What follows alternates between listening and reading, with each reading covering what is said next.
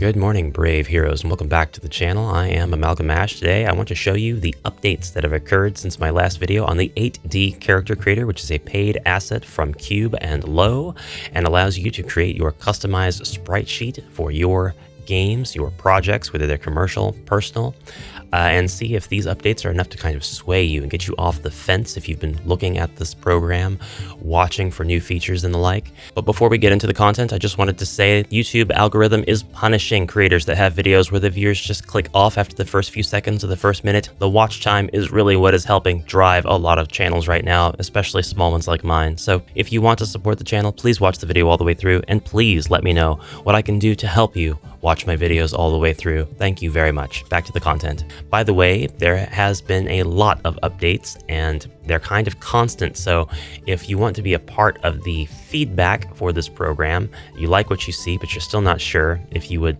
buy it, or you're on the fence right now and there's just like one or two more things that would push you into getting it, join the Discord. The developer is very open to feedback, and for any feedback that can be implemented, you'll get a good idea of when that might happen. For any feedback that can't be, they'll usually offer an explanation or an alternative. He's actually pretty receptive to things like that. So it is awesome to see, and I love covering this tool. So for now, I want to do a casual sort of dive into what has changed since the last video, and there again has been a lot of changes. You'll see just from the UI here if you are familiar with the UI from the last video. So we're going to notice that there are a lot of things here, a lot of different things here that have changed, but I'm going to get to them all, don't worry. We're going to kind of go from top left to right and then down. So first of all, we have our menu, the sprite sheet creator. We now have a character library, something called a shadow tool. There are video tutorials. There is the Discord. Again, please join that if you want to be on top of the changes made to the program or be a part of future changes. And you can change your username. What do you mean change your username? Well, we have a hello there stranger login option now. Please enter your email to sign up or log in. And this is important because now you can save your characters to the cloud. I actually have not signed up yet, so I'm going to do that now. We just sent you an email to verify it to you. Please confirm. Okay, I just got authenticated through my email. It still says stranger. Is this where I can change my username? So we'll look at the character library here in a little bit after we've made a couple of characters. But for now, we're going to look at the features. So we have still our male and female genders listed. And again, you can make a pretty androgynous character, so I wouldn't get too stuck on the binary labeling here. You could still make a character that doesn't conform to these things. We have, this time, instead of a selector, we actually have two sliders for height and width for the body type and skin color category. This is genius. Your portrait here, your bust graphics, and your sprite will scale accordingly to where you set these sliders, meaning you can now create your own children, dwarves, gnomes, halflings, giants, regular humans, tall humans, short humans. It goes on, and it's an absolute pillar of customization. 3, 4, 11 different values for height and 11 for width, meaning you have 121 different combinations for characters. And yeah, you can make them very skinny but very tall for a sort of wraith-like appearance, customizing a character just to fit that for the sprite, perhaps disregarding the bust if you don't think that the bust is appealing for your game with this height and width customization applied. You could do the shortest height and width for a gnome character or a fairy or somebody very tiny. You could set them at about halfway and call that your human, and then you could take your height and width and scale them all the way up and call that your giant or your demi-human or Nephilim or whatever you like, and just scale those appropriately in your engine, unless you were doing that already. You could take the width, maximize it, and then lower the height to have a dwarf character. And then, of course, if you didn't think that the bust graphics matched the sprite, or you thought that the sprite looks great as it is, but the bust is a little bit too exaggerated, you could just export the sprite version of this and then change the bust graphics accordingly. I think that would be a great dwarf image right there, and I would export that. But for the sprite, I would export that, and that's how I would make my dwarves. For example, that's one way that you could do it. We now have our colors almost completely opened up. We have all these default colors, and then we have the custom colors, which is completely cracked open. You can choose any of the RGB color values you wish, and of course they will save as you use them, so you have access to the same colors over and over again. We still have all of our options that we had the first go around, our mane, hair, and bangs. 19 styles of mane hair, 20 if you count bald, 10 different options for bangs including bald, 8 different options for facial hair. This is an area that I would like to see more options in. We get so much less options for facial hair in some other games, but it would still always be nice to see more and more options for this. We can click on these categories instead of scrolling through them one by one. So like for the headwear, we can see the entire list of different headwear options that they have. We'll pick Captain Helmet for now. Then for outfit, we have all of these different choices for the outfit. Let's see what villain looks like. Oh my. Actually, let's go with simple clothing 1. And now you'll notice one of the biggest differences between this version and the last, besides the UI, which is strikingly different, is that we now get to select from palettes of colors to customize our clothes. So now there you go. We actually have different colors on the layers of clothing. Yeah, that's a game changer. That is groundbreaking. That is exactly what we need to be able to customize our uniforms that will go along with the specific kingdom or city or nation that our people are from. They're proudly sporting the colors of their nation, or we can have different factions identified by the color of clothes that they wear, or just the color of gloves. Something as simple as that really makes this where I think it needs to be for its price point. It really gives you a ton more possibilities so that you can make sure that you're still creating pretty original characters for your game. So we can customize the bottoms. We'll put some military boots on this character. Oh, they lost their pants. Armored it is, and we can change 2 of the colors there. The bottoms are pretty simple, so it doesn't bother me that there's only 2 color selections there. But as you select through the different bottoms, you can see how the color choices affect different parts of those pieces. We can change the shape of the head still, and we can still choose between human and elf ears, as well as the shape of the nose and the eyes. We have male and female presenting eyes and eyebrow shape. We still have main hand and offhand options. There have been a lot of suggestions kind of surrounding the main hand and offhand options with regards to the different poses. Specifically, when you select the bow idle pose, but your main hand didn't have a bow, your character would just have nothing. But now you are carrying the weapon that you select, which leads to more possibilities for poses, which I am always all about that. Even though it's called bow idle and your character looks like they could be drawing a bow, it also looks like this just fits with the axe that I have. They've got an arm raised as if they are just ready to attack whatever threat is incoming. They've got their axe out. I really like the pose. So I'm glad that they changed that to make these more universally congruent with one another. So this one's called gun attack, but he's just very lightly tapping whatever it is with his axe. It doesn't have to be the firing of a gun. Moving on, the weapon trails now have different options. You have your original weapon trail, which gives you a sort of, let's pick an animation that really reflects the weapon trail. The one-handed swing. So when the character swings their axe, a weapon trail appears and then it fades off into the distance. But whenever you are using, say, RPG developer Bakin, right now, they don't allow for any sort of transparency in the images that go onto the sprites. So as soon as there's a hint of transparency, the image is just not rendered at all. So weapon trail Bakin is an option you can choose that will leave the weapon trail completely solid with no transparency so that it does show up in Bakin. And you can customize the color of the weapon trail.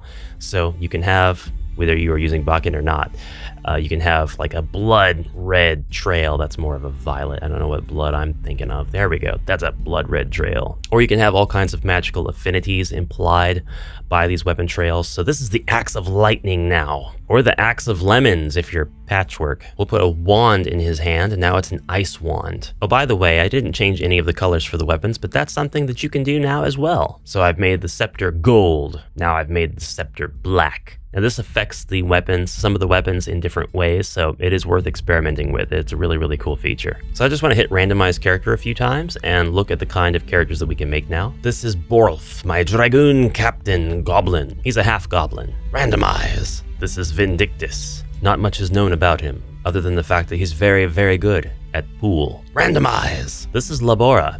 She sells all manner of potions. Some say that she'll let you in on her secret stash if you offer her enough coin. The randomize button really likes green skin. This is Sir Ettington.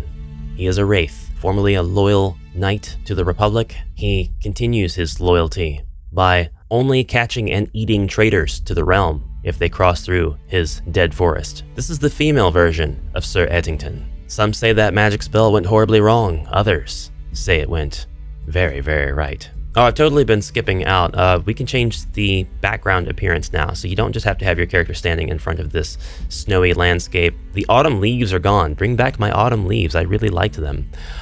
We have, of course, lots of different options here. We don't just have to have them against one backdrop in particular. We can test them against many backdrops to see how they look against the flavor of their environment or a similar environment. And it also changes the background of the UI with a nice blur. It looks really nice. I like it. We'll put this lady in a cave and we'll randomize one more time. And okay, she has got a jaw.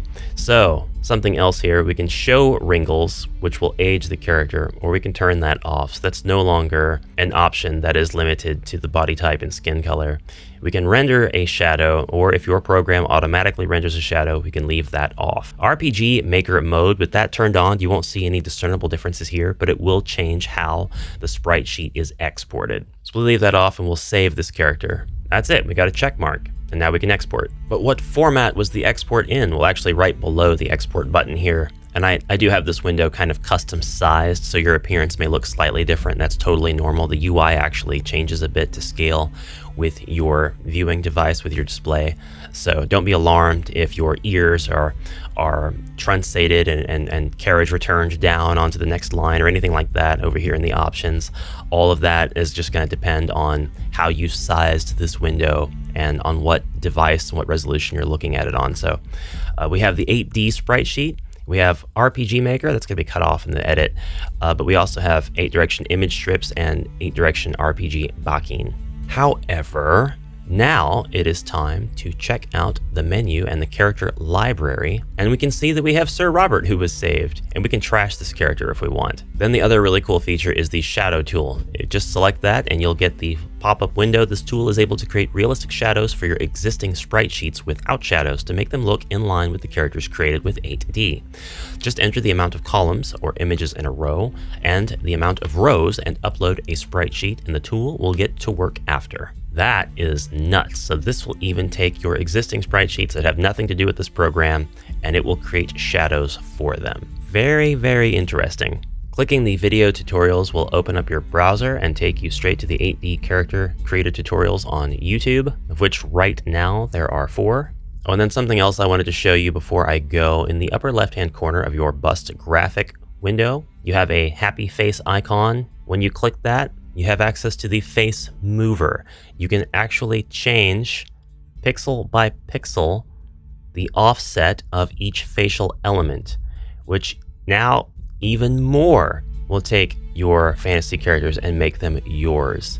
You can increase the scale and decrease the scale of them. It's just little by little, but it means so much to making a character that's not going to look like every other character, even though they have the same expression on their face. It goes a long way in helping with that. We can do the same thing with the nose. You'll notice that that'll clip through, so you'll have to be on top of where to put that so it doesn't do that. As well as the eyes, we can make the eyes way bigger on this character by clicking the plus sign a bunch. Then we can move them down, then we can move them over. I kind of wish holding it down would continuously move it for you, but that's not a thing just yet anyway. Maybe it could be a thing. And I like that placement of the eyes. I've made a character with a really big nose. I really like her. I'm going to close that out and go through the expressions, and the expressions translate perfectly. They are great.